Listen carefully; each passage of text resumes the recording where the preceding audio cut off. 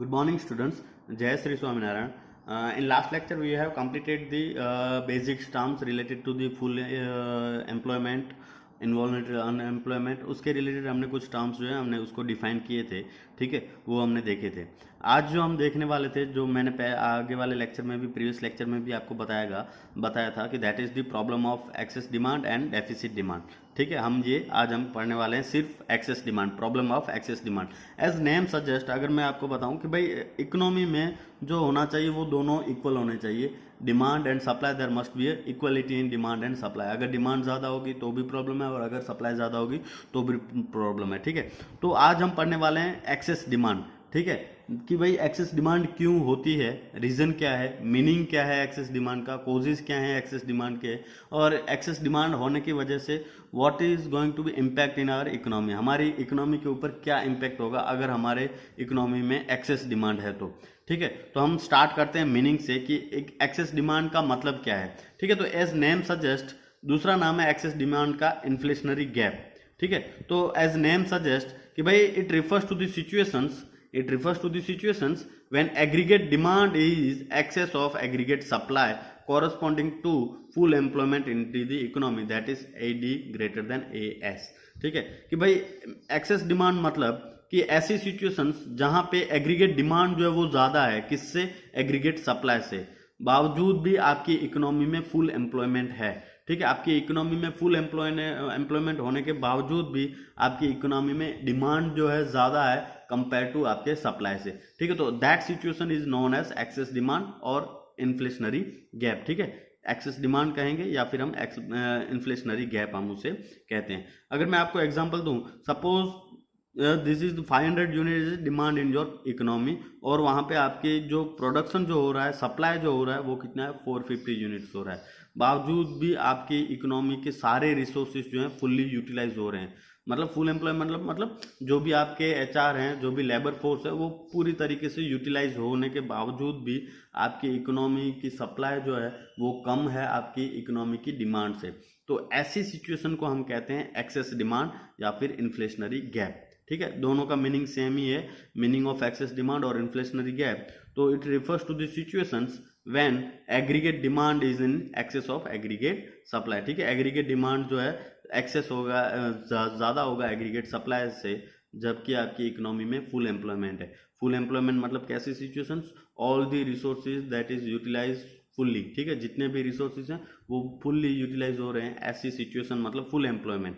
ठीक है, full employment होने के बावजूद भी आपकी सप्लाई कम है आपकी डिमांड से, तो that situation will be known as excess demand और इन्फ्लेशनरी गैप. ठीक है, और अगर हम आगे बढ़ें, एक और मीनिंग अगर हम देखें, when actual level of aggregate demand, actual level, ठीक है, इज मोर देन रिक्वायर्ड और plan level of aggregate demand to maintain the full employment. मतलब कि इकोनॉमी में फुल एम्प्लॉयमेंट मेंटेन करने के लिए जो हमने प्लान किया था कि भाई हम जो हैं 450 यूनिट्स जो हैं डिमांड होगी. ठीक है, ये हमारी प्लानिंग डिमांड है. ठीक है, हमने जो पहले से प्लान की रखी थी डिमांड की वो है. ठीक है, लेकिन ये मेंटेन करने के लिए, क्या मेंटेन करने के लिए, to full employment into the economy, कि ताकि जितने भी रिसोर्सेज हैं हमारी इकोनॉमी में वो फुल्ली यूटिलाइज हो जाएं. ठीक है, तो वो सारे रिसोर्सेज फुल्ली यूटिलाइज करने के लिए हमें कितनी यूनिट्स की डिमांड होनी जरूरी है, 450 यूनिट्स की हमें डिमांड होनी जरूरी है. लेकिन हमारा जो एक्चुअल में ये क्या है, प्लान है. ठीक है, लेकिन हमारी एक्चुअल जब हमने देखा इकोनॉमी में डिमांड, तो वो कितनी हो गई, 500 यूनिट हो गई. वो कितनी हो गई, 500 यूनिट हो गई. तो ऐसी सिचुएशन में हमें, अगर हमारे जितने भी रिसोर्सेज हैं वो फुल्ली यूटिलाइज करने हैं, तो हमें इतने यूनिट जो है वो डिमांड करनी है. ठीक है, ये हमारे प्लान डिमांड है. लेकिन जब at the end of the year, at the end of the month जब हमने देखा, तो हमारी एक्चुअल डिमांड कितनी हो गई, 500 यूनिट. तो जब आपकी actual level of aggregate demand and plan level of aggregate demand जो ज्यादा है, ठीक है, डिफरेंस है इन दोनों में, ज्यादा है एक्चुअल लेवल. ठीक है, तो ऐसी सिचुएशंस को हम क्या कहते हैं, एक्सेस डिमांड या फिर इन्फ्लेशनरी गैप. ठीक है, तो ये दोनों आप अपने बुक्स में, क्लास वर्क में लिख सकते हो, लिखना है आपको. ओके, उसके बाद है inflationary gaps refers to the situation of excess demand. मतलब इन्फ्लेशनरी गैप हम किसे कहते हैं, सिचुएशन जहां पे डिमांड जो है ज्यादा है कंपेयर टू सप्लाई.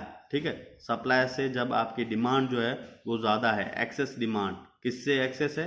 अपनी इकोनॉमी में जो भी सप्लाई है इससे अगर आपकी डिमांड ज़्यादा है तो इस सिचुएशन को हम क्या कहते हैं? Inflationary gap. ओके, अब यही चीज़ मैं आपको ग्राफिकली समझाता हूँ कि भाई इकोनॉमी में जो है वो ग्राफ आपको बहुत ज़्यादा ज़रूरी है। तो वो अगर सिचुएशन हम ग्राफिकली हम समझते हैं तो क्या चीज़ होती है वो हम देखते हैं।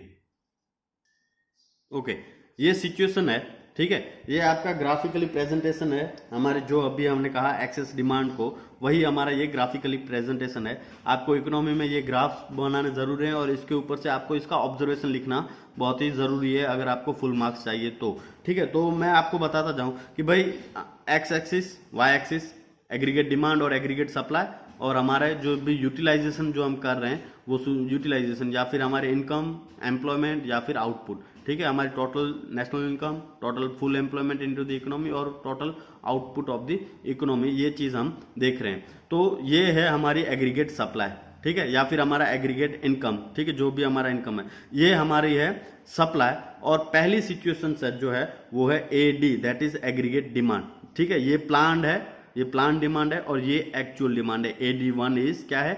एक्चुअल डिमांड है। तो जैसे हमारी ये E जो है, ठीक है, in diagram eight point E के पॉइंट के ऊपर क्या हो रहा है? पॉइंट E के ऊपर हो रहा है हमारा, E के ऊपर हो रहा है क्या? AD and AS are equal, ठीक है, AD that is aggregate demand and AS are both are the equal, ठीक है। तो ये क्या सिचुएशन हुई हमारी? इक्विलिब्रियम हमारी सिचुएशन हुई, ठीक है, इक्विलिब्रियम सिचुएशन हमारी यहाँ पे हुई, where and there is a full employment into the economy, मतलब कि जितने भी रिसोर्सेज हैं वो पूरी तरीके से यूटिलाइज हो रहे हैं यहाँ पे, ठीक है, पूरी तरीके से यूटिलाइज हो रहे हैं इस सिचुएशन के ऊपर। मतलब कि पॉइंट E जो है, अगर आपको ये ऑब्जर्वेशन लिख रहे हो तो आप यहाँ पे लिख सकते हो, in graphical presentation point E is equilibrium point where AD is equal to AS at the maximum level of employment, ठीक है। तो ये हमारा ऑब्जर्वेशन 1 हो गया, ठीक है। ऑब्जर्वेशन 2 अगर हम देखें तो if aggregate demand rises to AD1, अगर हमारी एग्रीगेट डिमांड जो है ये जा रही है, वो राइज हो रही है AD1 के ऊपर, ठीक है, अगर ये हमारी एग्रीगेट डिमांड जो है यहां से ना होके बढ़ेगी अगर, ठीक है, ये अगर बढ़ेगी तो क्या होगा? Then there is an excess demand into the economy. यहाँ पे क्या होगा? हमारी इकोनॉमी में क्या होगा? एक्सेस डिमांड होगा। क्यों? क्योंकि हमारी सप्लाई जो है वो इतनी है, हमारी डिमांड जो है यहाँ तक पहुँच रही है F तक, ठीक है, हम इसको नाम दे रहे हैं F तक हमारी डिमांड पहुँच रही है। सप्लाई कितनी है? जब हमारे इकोनॉमी में फुल एम्प्लॉयमेंट है, ये सिचुएशन कौन सी है? फुल एम्प्लॉयमेंट की सिचुएशन है। तो हमारी डिमांड कितनी होनी चाहिए? ये पॉइंट तक होनी चाहिए, लेकिन ये क्या है? प्लान डिमांड है, ठीक है, लेकिन ये डिमांड कहाँ जा रही है? F यूनिट तक। तो यहाँ पे सिचुएशन क्या है कि भाई डिमांड जो है हमारी इतनी हो रही है लेकिन सप्लाई हमारा इतना ही है, ठीक है, सप्लाई हमारा इतना ही है, डिमांड हमारी इतनी है। तो इस सिचुएशन को हम क्या कहते हैं? एक्सेस डिमांड या फिर इन्फ्लेशनरी गैप, ठीक है। इस सिचुएशन को, सिचुएशन F को हम क्या कहेंगे? इतना जो है हमारी डिमांड जो है ज़्यादा है, हमारी सप्लाई 50 है, हमारी डिमांड जो है 70 है। तो इस सिचुएशन को हम क्या कहेंगे? एक्सेस डिमांड या फिर इन्फ्लेशनरी गैप, ठीक है। तो यहाँ पे क्या हो रहा है? AD is greater than AS। जब आपकी एग्रीगेट डिमांड जो है राइसेस अप टू AD1, जब हमारा AD 0 था और जब हमारी डिमांड जो है AD1 पे राइज हो रही है, तो इस सिचुएशन में हमारे यहाँ पे क्या हो रहा है? गैप क्रिएट हो रहा है। हमारी सप्लाई तो इतनी ही है, ठीक है, सप्लाई तो इतनी है, लेकिन हमारी गैप कहाँ है? हमारी डिमांड कितनी है?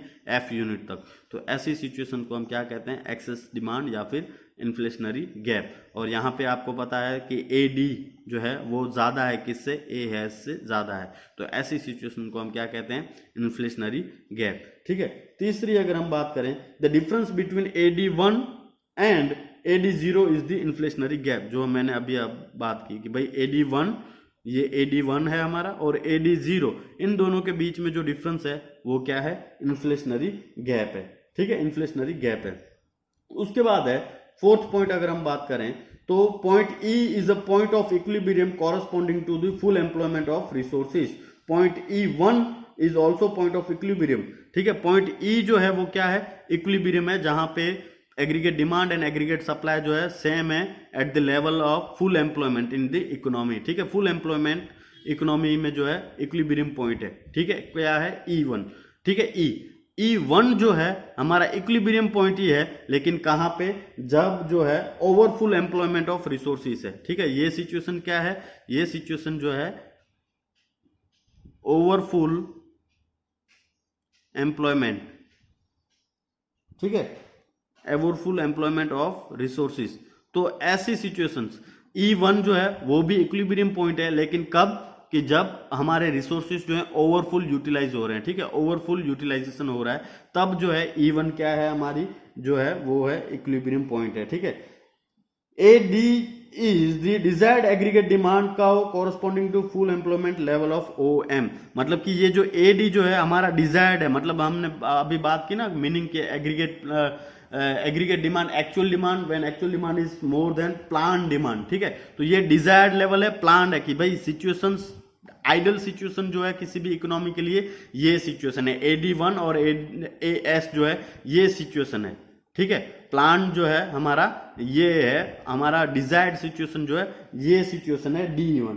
ठीक है, is the desired aggregate demand curve corresponding to full employment level of resources OM। ठीक है, ये जो है हमारा डिजायर्ड लेवल है।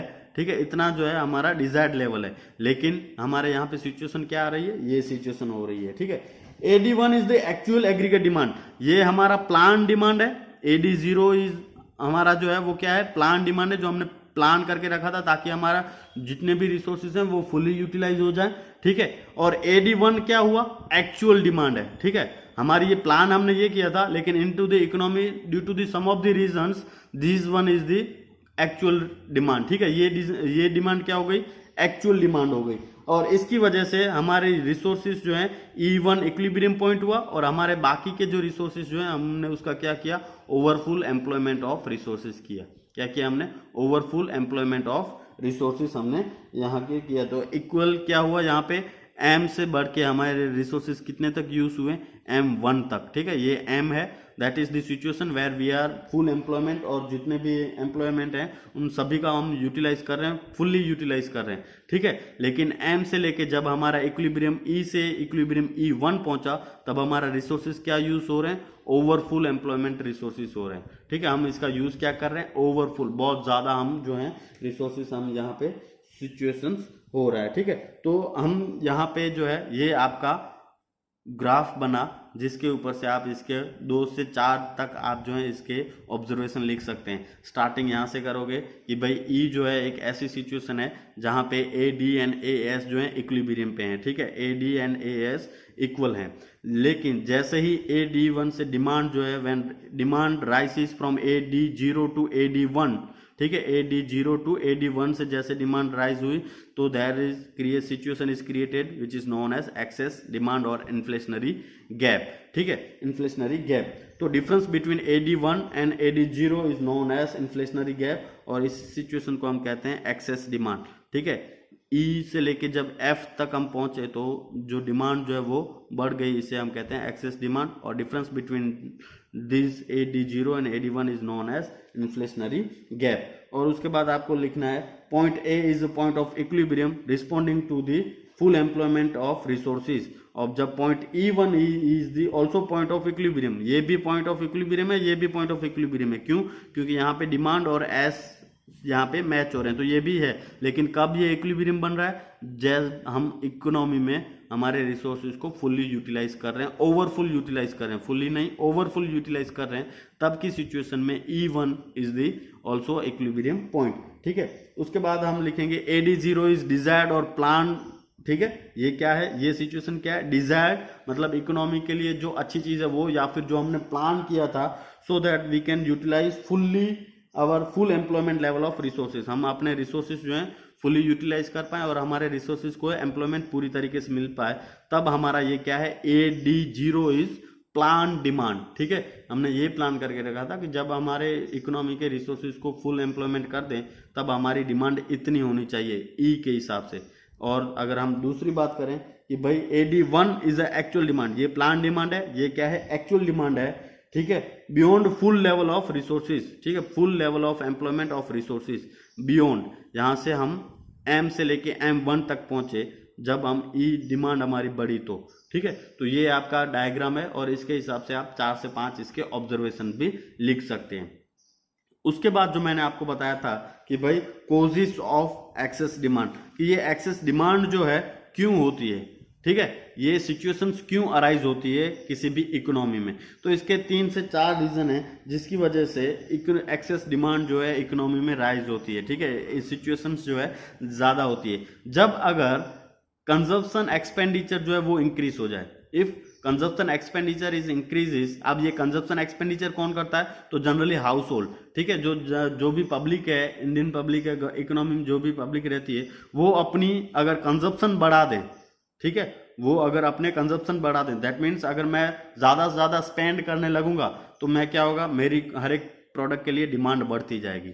मेरे प्रोडक्ट के लिए कोई भी, सपोज मैं जो हूँ पहले जो 100 रुपये डिमांड स्पेंड कर रहा था, एक्सपेंडिचर कर रहा था 100 रुपये, ठीक है, अब अगर मैं वो 100 रुपये की जगह अगर मैं 200 रुपये एक्सपेंस कर रहा हूँ, तो दैट मीन्स मैं किसी न किसी चीज़ के लिए डिमांड ज़्यादा कर रहा हूँ, ठीक है, मैं डिमांड ज्यादा कर रहा हूं। तो अगर if consumption expenditure by the household is increases, then there is an excess demand into the economy, ठीक है, इकोनॉमी में क्या होगी, एक्सेस डिमांड होगी अगर ये लोग जो है हाउस होल्ड, जनरल पब्लिक जो है अपना एक्सपेंडिचर जो है बढ़ा दे तो, ठीक है। दूसरी कौन से रीजन की वजह से, इंक्रीज इन इन्वेस्टमेंट एक्सपेंडिचर।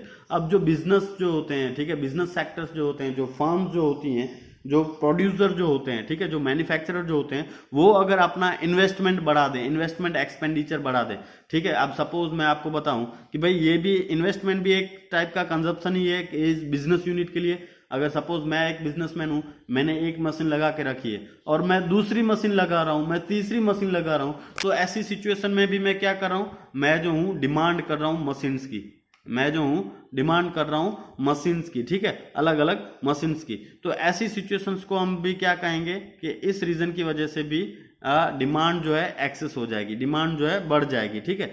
तो इंक्रीज इन इन्वेस्टमेंट एक्सपेंडिचर, ये इन्वेस्टमेंट कौन करते हैं, generally business house, manufacturer, producers जो होते हैं, वो इन्वेस्टमेंट अगर बढ़ा दें अपना, ठीक है, वो अपना इन्वेस्टमेंट बढ़ा दें, इन्वेस्टमेंट एक्सपेंडिचर जो है, मतलब कि एक मशीनरी लगाई, दूसरी लगाई, एक बिल्डिंग परचेस की, दूसरी बिल्डिंग परचेस की, तो ऐसे में अगर वो बढ़ाते जा रहे हैं अपना इन्वेस्टमेंट जो है वो बढ़ाते जा रहे हैं, तो भी डिमांड क्या हो जाएगी, ज्यादा हो जाएगी इकोनॉमी में, ठीक है। तीसरा कोशिश क्या है, को इंक्रीज इन गवर्नमेंट एक्सपेंडिचर। अगर गवर्नमेंट जो है वो एक्सपेंडिचर बढ़ा दे, जैसे कि गवर्नमेंट जो है ज्यादा से ज्यादा मैं इंफ्रास्ट्रक्चर डेवलप करने दे लगा दे, कि रेलवे में के लिए ट्रैक लगा दे, रोड इंफ्रास्ट्रक्चर बढ़ा दे, हेल्थ के ऊपर बढ़ा दे, एजुकेशन के ऊपर बढ़ा दे, तो अगर गवर्नमेंट एक्सपेंडिचर बढ़ाती है, गवर्नमेंट जो है ज्यादा से ज्यादा पब्लिक के लिए पैसे खर्च करती है, तो ऐसी सिचुएशन में भी क्या होगा, एक्सेस डिमांड जो है क्रिएट होगी, ठीक है, ऐसी सिचुएशन में भी क्रिएट होगी। और तीसरी चीज है, लास्ट वन है, that is the increase in export. अगर हमारा एक्सपोर्ट बढ़ता जा रहा है कोई भी रीजन की वजह से, तो भी डिमांड क्या होगी, बढ़ती जाएगी, तो भी डिमांड जो है, जो सिचुएशन क्रिएट जो होगी वो होगी एक्सेस डिमांड की सिचुएशन क्रिएट होगी, ठीक है। उसके बाद है इम्पैक्ट ऑफ एक्सेस डिमांड, कि अगर एक्सेस डिमांड है हमारी इकोनॉमी में, there is an situation in our economy that is excess demand और इन्फ्लेशनरी गैप है हमारी इकोनॉमी में, ठीक है, तो उसके इम्पैक्ट क्या होंगे हमारी इकोनॉमी के ऊपर। तो इम्पैक्ट ऑन एम्प्लॉयमेंट, हमारी इकोनॉमी में जितनी भी एम्प्लॉयमेंट है उसके ऊपर क्या इम्पैक्ट होगी। तो अगर वहां पे फुल्ली यूटिलाइजेशन ऑफ रिसोर्सेज हो रहा है available into the economy, thus there is a full employment, ठीक है। अब मतलब कि एक्सेस डिमांड मतलब क्या है कि हमने जो भी एम्प्लॉयमेंट है उससे भी ज्यादा हम एक बार डिमांड, मतलब एएस और एडी अगर इक्वल हो रहे हैं, तो हम मतलब क्या सिचुएशन हो रही है कि हम जो है हमारे एम्प्लॉयमेंट जो है फुल्ली एम्प्लॉयमेंट है, ठीक है, फुल एम्प्लॉयमेंट है। और अगर एक्सेस डिमांड हो रही है, एक्सेस डिमांड हो रही है, तो एम्प्लॉयमेंट में क्या फर्क पड़ेगा, कुछ भी फर्क नहीं पड़ेगा, एम्प्लॉयमेंट बढ़ेगा नहीं, क्योंकि ऑलरेडी हम ऐसी सिचुएशन में हैं जहां पे हमारा एम्प्लॉयमेंट जो है फुल्ली है, ठीक है, हमारा एम्प्लॉयमेंट क्या है, फुल्ली एम्प्लॉयमेंट है। अब एक्सेस डिमांड की सिचुएशन आने की वजह से हम क्या करेंगे, ओवरफुल हमारा रिसोर्सेज होगा, लेकिन ओवरफुल एम्प्लॉयमेंट रिसोर्सेज होगा, लेकिन एम्प्लॉयमेंट में कुछ फर्क पड़ा। पहले भी 100 मतलब जितने भी एम्प्लॉयमेंट, जितने भी लोग काम करने के लिए रेडी हैं, उनको काम मिल ही रहा था, वो काम कर ही रहे थे, लेकिन एक्सेस डिमांड होने की वजह से वो क्या हो रहा है, वो जो है ओवर टाइम कर रहे हैं, ठीक है, वो जो है अपना काम क्या कर रहे हैं, ओवर टाइम कर रहे हैं। मतलब कि 100 लेबर काम कर रहे थे, वहां पे 100 लेबर ही काम कर रहे हैं, लेकिन वो पहले जो है 30 घंटे काम कर रहे थे शायद, ठीक है, पहले जो है वो 30 घंटे काम कर रहे थे 2 दिन में, अब जो है वो 35 घंटे काम करेंगे 2 दिन में, ठीक है, तो यहाँ पे क्या हो रहा है, एम्प्लॉयमेंट तो सेम ही है, 100 लोगों को ही मिल रहा है, ठीक है, लेकिन यहाँ पे ओवरफुल रिसोर्सेज का यूटिलाइजेशन हो रहा है, लेकिन एम्प्लॉयमेंट में कुछ फर्क आया, 100 लेबर काम कर रहे हैं, 100 लेबर ही काम कर रहे हैं, ठीक है। तो अगर एक्सेस डिमांड है आपकी इकोनॉमी में, तो there is a no change in employment, वहां पे कुछ भी चेंज नहीं होगा एम्प्लॉयमेंट में वहां पे कुछ भी चेंज नहीं होगा, as there is a full utilization of resources, क्योंकि हम यहाँ पे 100 लोग ही हैं हमारी इकोनॉमी में और 100 के 100 काम ही कर रहे हैं, ठीक है। तो अब यहाँ पे एम्प्लॉयमेंट बढ़ने के कुछ चांस ही नहीं है, क्योंकि जितने भी लोग हैं काम करने के काबिल, उन सभी लोगों को जॉब अवेलेबल है ऑलरेडी, तो एम्प्लॉयमेंट बढ़ने के कोई चांसेस नहीं है। तो इसकी वजह से excess demand does not lead to any increase in level of employment. अगर एक्सेस डिमांड होगी मार्केट में, तो इसकी वजह से एम्प्लॉयमेंट में कुछ भी इंक्रीज नहीं होगा, वो जैसा रहा है पहला, fully already we are at the stage where our economy has fully employment, ठीक है। तो इसकी वजह से, एक्सेस डिमांड की वजह से एम्प्लॉयमेंट में कोई भी चीज की इंक्रीमेंट नहीं होगी। दूसरा है impact on output, impact on output. Since the resources have already been utilized to the full, thus excess demand does not lead to any increase in output. अब क्योंकि हमारे रिसोर्सेज जो है पूरी तरीके से यूटिलाइज हो रहे हैं, ठीक है, जो भी एडी मतलब अगर एडी और एएस की सिचुएशन है, ठीक है, तो हमारे रिसोर्सेज क्या हो रहे हैं, फुल्ली यूटिलाइज हो रहे हैं, ठीक है। तो अगर हमारी डिमांड बढ़ती भी है, तो हमारा आउटपुट में कुछ भी चेंजेस नहीं होने वाला है, ठीक है। They remain employment and output remain the same if there is an situation of excess demand in our economy, there is no increase. Generally क्या होता है, अगर आपकी डिमांड बढ़ती है तो हमारा एम्प्लॉयमेंट भी बढ़ता है, लेकिन हमारी सिचुएशन ही ऐसी है, हम फुल्ली एम्प्लॉयड हैं, ठीक है, पूरी तरीके से एम्प्लॉयमेंट है हमारे यहाँ पे। तो अगर अब भी डिमांड बढ़ेगी तो कुछ भी ना तो एम्प्लॉयमेंट में फर्क आएगा, ना ही आउटपुट में फर्क आएगा, they remain constant, they remain the same, ठीक है, वो सेम ही रहेंगे।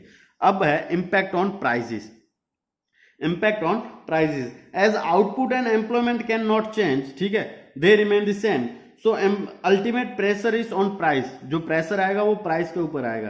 Price tend to be rise as competition amongst the buyer will push the price up. अब क्या होता है कि भाई डिमांड जो है वो बढ़ती जा रही है, लेकिन सप्लाई जो है वो तो उतना ही रहा, ठीक है, एग्रीगेट डिमांड और एग्रीगेट सप्लाई, ठीक है। अब यहाँ पे सिचुएशन क्या हो रही है, डिमांड जो है ज्यादा है सप्लाई से, ठीक है, तो सप्लाई मतलब प्रोडक्ट की क्या है, शॉर्टेज है, ठीक है, प्रोडक्ट की क्या है, शॉर्टेज है। अब सभी लोगों को वो प्रोडक्ट चाहिए, जितने भी लोग हैं वो सभी लोग क्या है, प्रोडक्ट चाहिए। अब सपोज यहाँ पे 5 प्रोडक्ट हैं और इसको बाय करने वाले 15 लोग हैं, ठीक है, तो अब एक बंदा जो होगा, एक कस्टमर जो होगा, वो बोलेगा कि इसकी प्राइस सपोज इस 5 प्रोडक्ट के लिए पहले जो प्राइस थी वो 10 रुपए थी। अब इसमें से एक इंडिविजुअल बोलेगा 15 लोग बायर हैं, तो इसका मतलब क्या होगा कि भाई ये 5 प्रोडक्ट लेने के लिए वो सभी लोग कोशिश करेंगे, तो ये क्या ऑफर करेंगे, they will offer a higher price. वो बोलेंगे कि भाई मैं जो हूँ आपको 15 रुपये दूंगा, दूसरा बोलेगा मैं आपको 20 रुपीज़ दूंगा, मैं आपको 30 रुपीज़ दूंगा, आप प्रोडक्ट मुझे देंगे। अब प्रोडक्ट कम है और उसके बायर ज्यादा हैं, ठीक है, एग्रीगेट डिमांड मतलब बायर ज्यादा हैं आपके प्रोडक्ट से, ठीक है। तो ऐसी सिचुएशन की वजह से क्या होगा, प्राइस जो होगी बढ़ती जाएगी उस प्रोडक्ट की, ठीक है, क्योंकि प्रोडक्ट जो है 5 ही है लेकिन उसके बायर कितने हैं, 15 लोग हैं। तो जब ऐसी सिचुएशन आती है, जब प्रोडक्ट सप्लाई जो है वो शॉर्टेज में है, ठीक है, मार्केट में प्रोडक्ट नहीं आ रहा है या फिर कम है उसकी डिमांड से, ठीक है, मार्केट में डिमांड है 10 लोगों की और प्रोडक्ट है सिर्फ 5, ठीक है, प्रोडक्ट मार्केट में 10 लोगों को ये चीज चाहिए और सिर्फ 5 लोगों को ही मिल सकती है, तो ये इसमें से बाकी कुछ लोग ऐसे होंगे जिसकी प्राइस जो है हायर ऑफर करेंगे, तो इसकी वजह से प्राइस क्या हो जाएगी, हाई अप हो जाएगी, हर एक प्रोडक्ट की प्राइस जो है थोड़ी थोड़ी बढ़ती जाएगी। तो ये इम्पैक्ट होता है एक्सेस डिमांड की या फिर इन्फ्लेशनरी गैप की। इन्फ्लेशन से आपको पता है कि हर एक प्रोडक्ट की प्राइस बढ़ना, दैट इज द इन्फ्लेशन, ठीक है। तो इन्फ्लेशनरी गैप में क्या होता है, प्राइस बढ़ती जाती है, हर एक प्रोडक्ट की प्राइस जो है बढ़ती जाएगी। इसमें एम्प्लॉयमेंट में भी कुछ फर्क नहीं आएगा, आउटपुट में भी कुछ फर्क नहीं आएगा, लेकिन जो प्रोडक्ट की प्राइस जो होगी वो क्या हो जाएगी, हाई अप हो जाएगी, ठीक है। तो that is your excess demand, meaning of excess demand we have completed with the graphical presentations and observations also. उसके बाद है कॉजेस ऑफ डिमांड, ठीक है, एक्सेस डिमांड किस वजह से को आ रहे हैं, उसके बाद इम्पैक्ट क्या होगी इकोनॉमी के ऊपर, वो हमने यहाँ पे कंप्लीट कर लिया। तो that's it for the today and for the homework you have to write down meaning of excess demand, you have to write down the meaning of access demand. Okay, so this is your homework for today's lecture, meaning of excess demand. ठीक है, आपको access demand का meaning लिखना है और इस excess demand को आपको प्लॉट करना है ग्राफ के ऊपर विथ ऑब्जर्वेशंस. ठीक है, 5 से 6 ऑब्जर्वेशन मैंने अभी बताए हैं आपको. ठीक है, कि भाई डायग्राम में ई जो है यहाँ पे है, इसका मतलब ये हो रहा है जब ए डी से A1, AD0 से A1, AD1 हो रहा है तब इसका सिचुएशन ये, वो आपको वहाँ पे लिखने हैं. तो आपको meaning of excess demand and presentation of present the excess demand on graph with observation. आपको ऑब्जर्वेशन के साथ को उसको प्रेजेंट करना है. जैसे मैंने ये ग्राफ बनाया है यहाँ पे. ठीक है, जो मैंने ग्राफ बनाया है और जहाँ पे जो मैंने यहाँ पे 1 2 3 जो मैंने आपको एक्सप्लेन किया वो आपको वहाँ पे लिखना है. Okay, that's it for the day. Have a good day. Thank you very much.